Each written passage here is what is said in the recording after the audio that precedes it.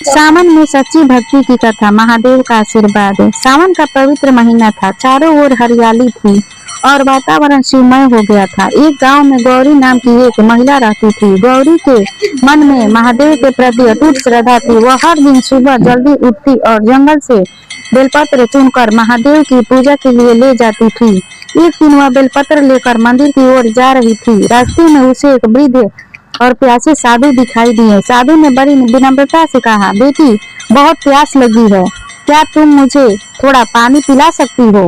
गौरी के पास पूजा के लिए लाया हुआ जल था।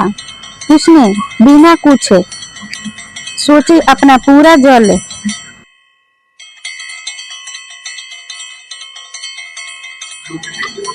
साधु ने पानी पीकर उसे आशीर्वाद दिया। गौरी जब मंदिर पहुंची तो उसने देखा कि उसके लोटे में एक बूंद भी जल नहीं बचा था।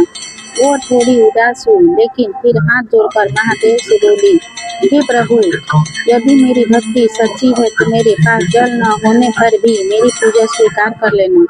आज मैंने आपके ही एक भक्त की सेवा समझकर उन्हें जल पिलाया है। इतना कहकर वह सच्चे मन से महादेव के सामने बैठ गई। तभी मंदिर में अचानक तेज प्रकाश फैलने लगा। मंदिर की घंटियां अपने आप बजने लगी और पूरा वातावरण महादेव की भक्ति से भर गया। गौरी ने आंखें खोली तो देखा वहीं वृद्ध साधु उसके सामने खड़े थे, लेकिन अब उनका रूप बदल चुका था।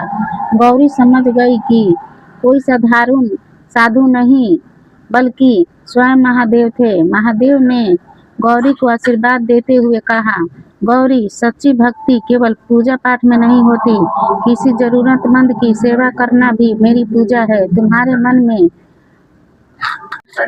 दया और सेवा का भाव देखकर मैं प्रसन्न हूँ। गौरी की आंखों में खुशी के आंसू आ गए। उसने महादेव के चरणों में सिर झुका दिया।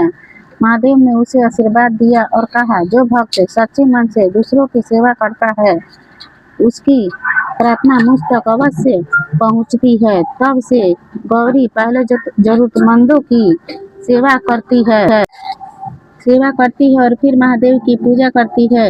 इस कथा से हमें सीख मिलती है कि सच्ची भक्ति केवल मंदिर में नहीं बल्कि किसी प्यासे को पानी पिलाने, भूखे को भोजन देने और जरूरतमंदों की सहायता करने से भी होती है। हर हर महादेव। ओम नमः शिवाय।